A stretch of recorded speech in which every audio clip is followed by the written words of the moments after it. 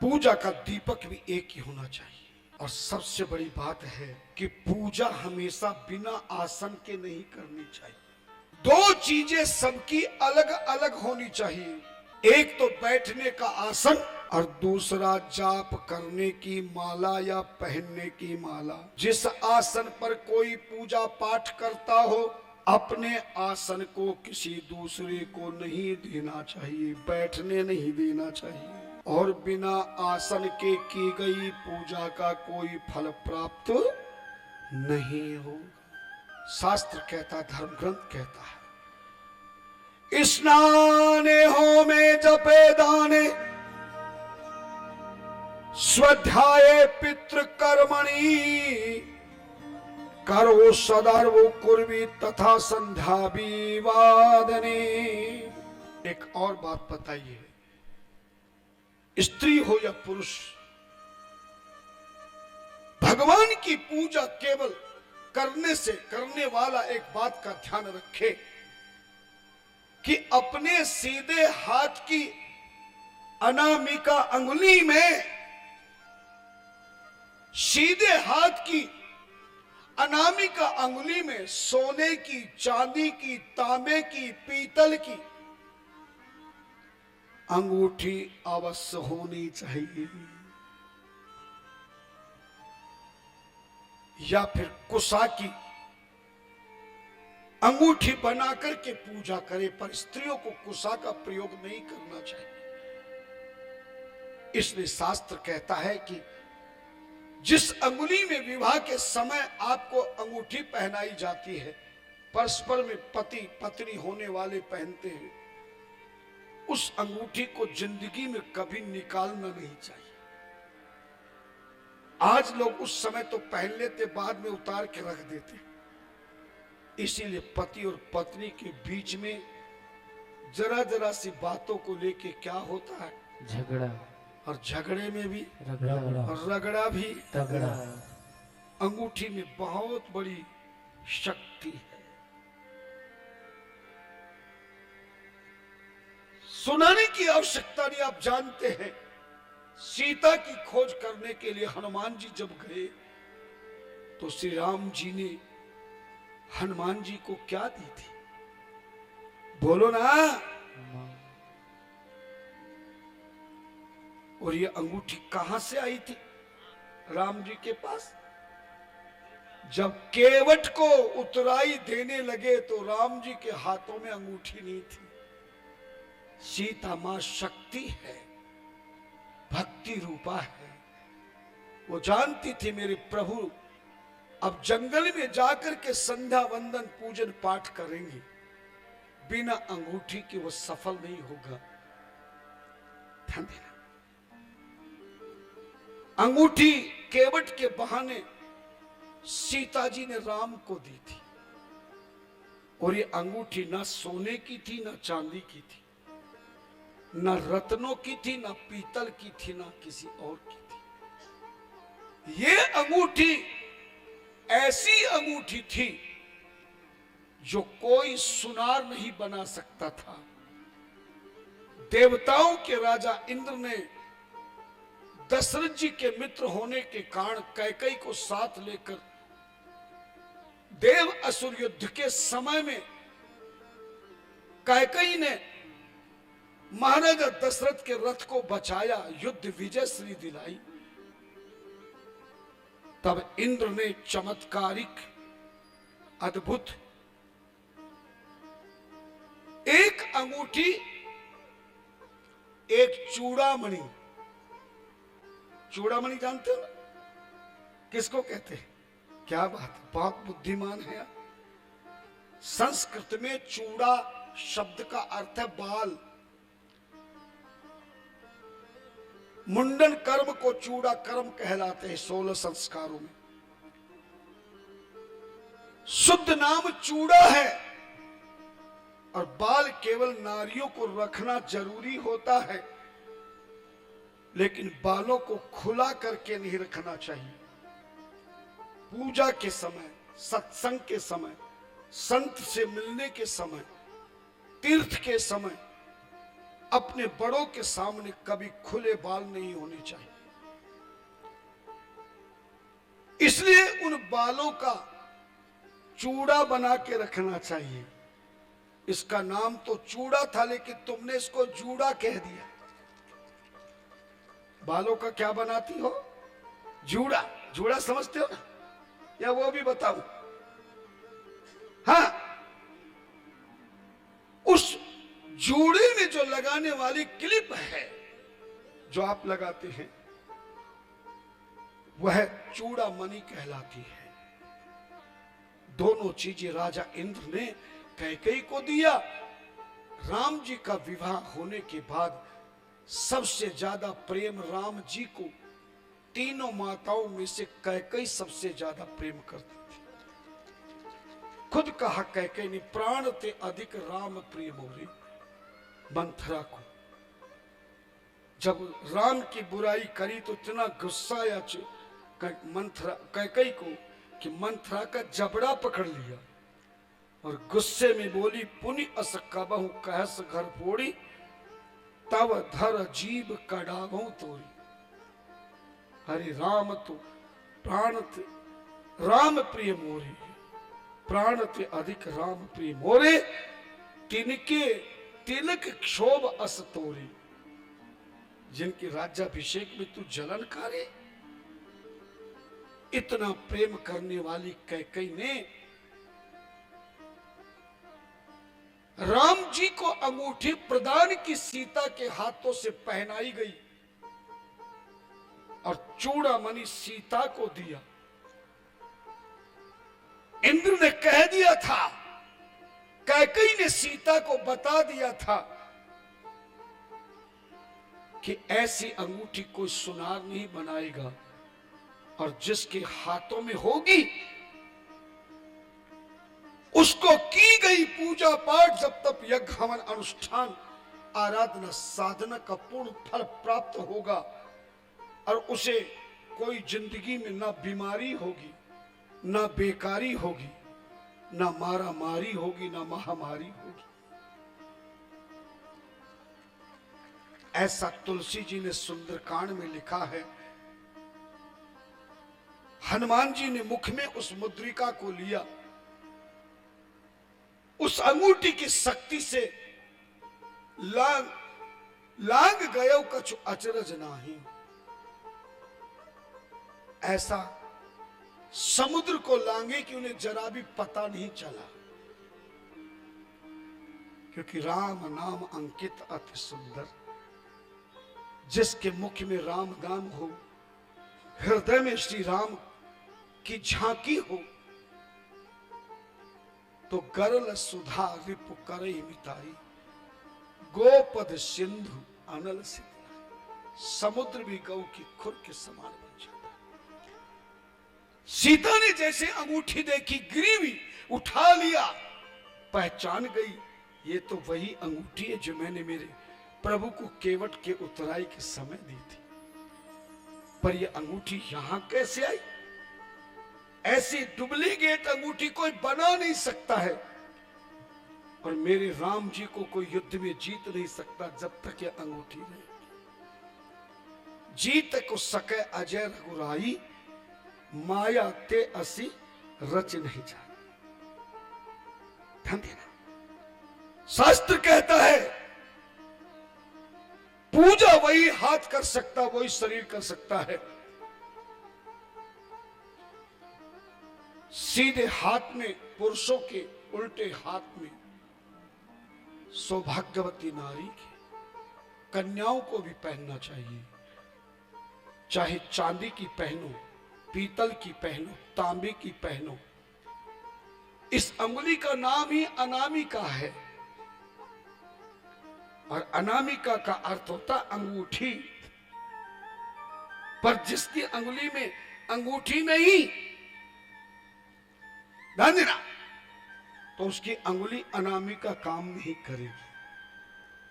भगवान को तिलक लगाने में यही अंगुली काम करती। कभी इस अंगुली से तिलक नहीं लगाना चाहिए, इससे भी नहीं लगाना चाहिए, इससे भी नहीं लगाना चाहिए। तिलक दो ही चीजों से काम होता है, अनामिका से गोल बिंदा लगाई और अंगूठों से ऊर्ध्व कर दी।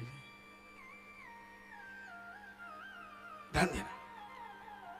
इसलिए पूजा करते समय यह भी ध्यान रखें कि अपने हाथ में अंगूठी अवश्य होनी चाहिए।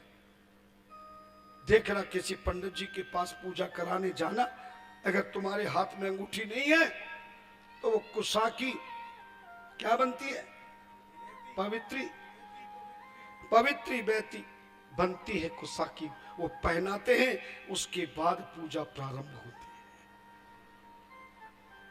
है। स्नाने होमे जपे दाने स्वाध्याये पितृकर्मणि करौ सदर्भो कुर्वीत तथा संध्या भी वादने। शास्त्र कहता है, स्मृतंतर स्मृति कहती है दर्भ की अंगूठी होनी चाहिए, मगर संतों ने कहा कि जो ब्रह्मचारी है, वानप्रस्थी है, वो कुशा की दर्भ पहन सकता है, गृहस्थी भी केवल पुरुष पहन सकता है।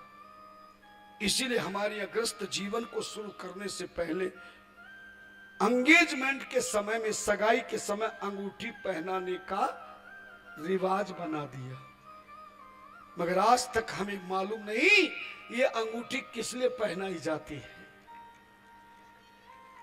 ध्यान देना। दूसरा, बिना आसन के कभी पूजा न करें। बिना आसन के कभी नहीं बैठना चाहिए।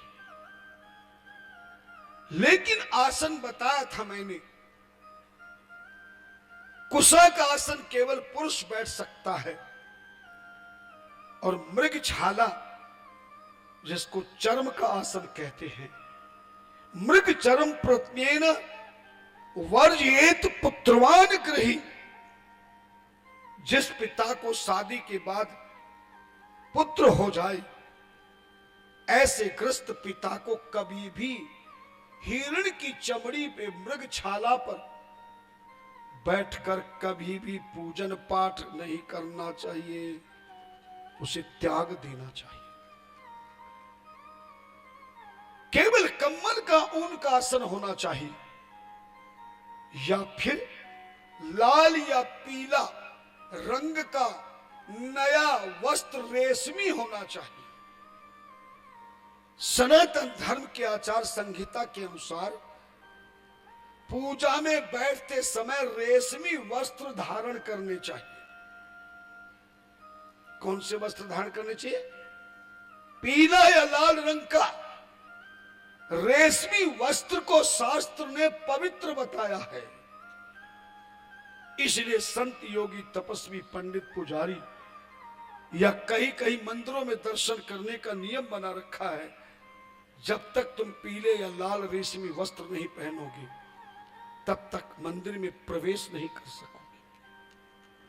हमें आज तक पता नहीं, माताओं को भी कम से कम सुबह रोज पूजा करने के लिए 2-3 साड़ी या सूट ऐसे रखने चाहिए जो रेशमी हो। सुबह स्नान के बाद पहले रेशमी वस्त्र पहन के पूजा करो। पुरुषों को भी धोती या कुर्ता या बनियान पहनना चाहिए, या फिर पजामा कुर्ता पहनना चाहिए।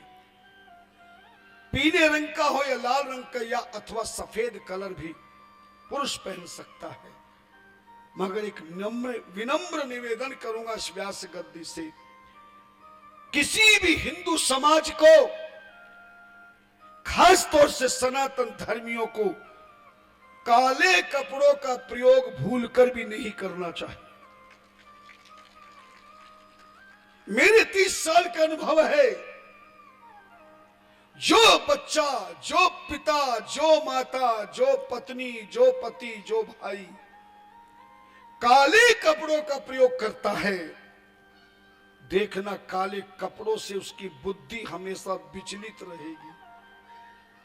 क्रोध आएगा, आलस्य आएगा, अभिमान आएगा, मनमानी करेगा, और ग्रस्त जीवन में कभी भी तरक्की नहीं कर सकता। काला कपड़ा केवल कोर्ट में वकील साहब को पहनना पड़ता है, जज साहब को पहनना पड़ता ये काला जो रंग है ये हमारे हिंदुओं के लिए नहीं है, ये काला वस्त्र किसी और के लिए है। हमारी संस्कृति में तो लाल, पीला और सफेद, जितने ये 3 कलर के वस्त्र पहनोगे तुम्हारी बुद्धि सात्विक बनेगी। मेरे पास जब भी कोई आता मैं सबसे पहले कहता हूं काले कपड़े का त्याग कर दीजिए। काले कपड़े आज बच्चे ज्यादा पसंद करते हैं, सबके काले वस्त्र फेवरेट हैं। पहनने में काला वस्त्र और नाश्ते में पास्ता खाते हैं। इसलिए घर घर बीमारी है, लाचारी है, बेकारी है और महामारी है। काले से प्रेम है तो काजल लगाया करो, काले से प्रेम है तो बिंदी लगाया करो। काला टीका, काली बिंदी, काजल आपके शरीर को स्वस्थ, मस्त, तंदुरुस्त और जबरदस्त रखेगा। हाँ, जन्म लेने वाले बच्चे को जितना काजल डालोगे उसकी आंखें उतनी ही बढ़िया होंगी, मगर काजल ये बाजार वाला मत डालना। सरसों तेल का दीपक लंबी बत्ती का बना के उसके ऊपर कटोरी थोड़ी ऊंचाई पे रख देना, अपने आप काजल तैयार हो जाएगा। उस काजल को डाल के देखिएगा। धन्यवाद। तुम्हें ज्ञान नहीं है, शादी के समय अंगूठी का महत्व है, और जब दूल्हा बन के घोड़ी पे बैठता है तो उसको काजल लगा करके विदा किया जाता है। तुम्हारे बुढ़ापे में मुझे सब बात याद दिलानी पड़ रही है। ना तो तुम्हें काजल का महत्व है। जब कोई पुरुष या नारी काजल आंखों में लगाती है, देखना वो कितनी भी खराब चेहरा हो, बहुत सुंदर लगते हैं। आज हमने ये सब त्याग दिया। काले वस्त्र का कभी प्रयोग ना करें। स्कूल की ड्रेस है, वकील हैं, या जहां पर फैक्ट्री में काम करते हैं, काले कपड़ों का रिवाज है तो केवल ड्यूटी के समय पहने, पर घर में आकर के उसे उतार दे। धन्यवाद। और आसन, गर्म आसन, कंबल का जैसा मैंने बताया, या पीला या लाल रंग का रेशमी वस्त्र पहन के पूजा करना। रेशमी वस्त्र अपने आसन पर लगा लेना, चारों तरफ गोटा लगा देना और उस आसन का प्रयोग करना।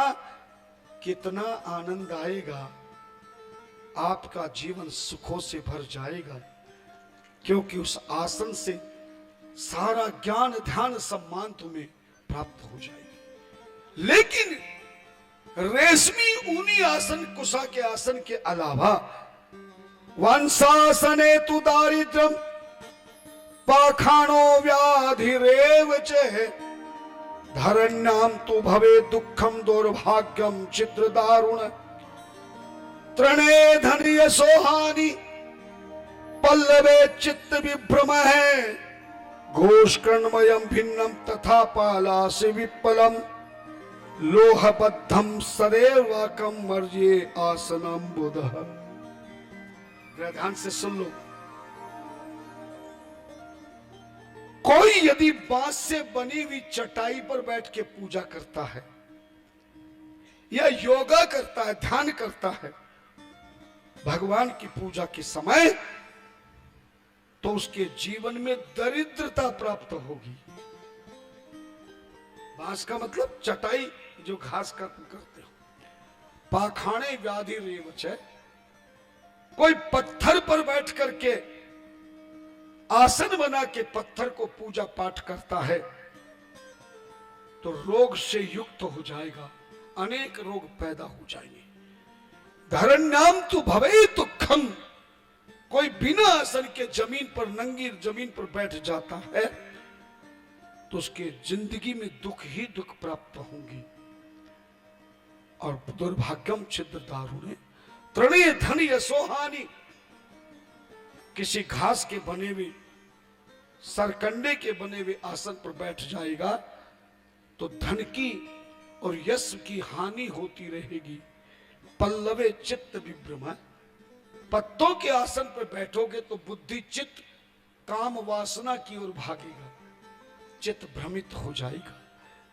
कोश कृणमयम भिन्नम तथा पालास पिप्पलम, लोह बद्धम सदैव अर्कम वर्जिए आसनम बुधाओ।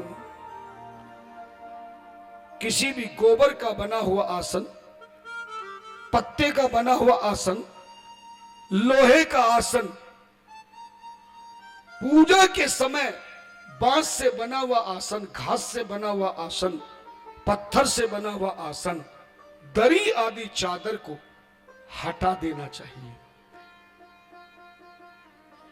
अगर आप कहीं भी बैठना चाहते, नीचे दरी है, चटाई कुछ भी बिछाओ, गद्दा बिछाओ, पर उसके ऊपर अपना आसन होना चाहिए। फिर भी संतों ने कृपा करी, बोले सत्संग में जब आदमी सुनता है, पंडाल में जो गद्दे चादर बिछा दी जाती है, भगवान कहते जो अपना आसन नहीं ला सकता और वो सत्संग से प्रेम करता है, संतों से प्रेम करता है, तो जहां भी वो बैठता है या बैठती है, बिना दिखाई देने वाला आसन में अपनी कृपा से तैयार करके बिठा देता।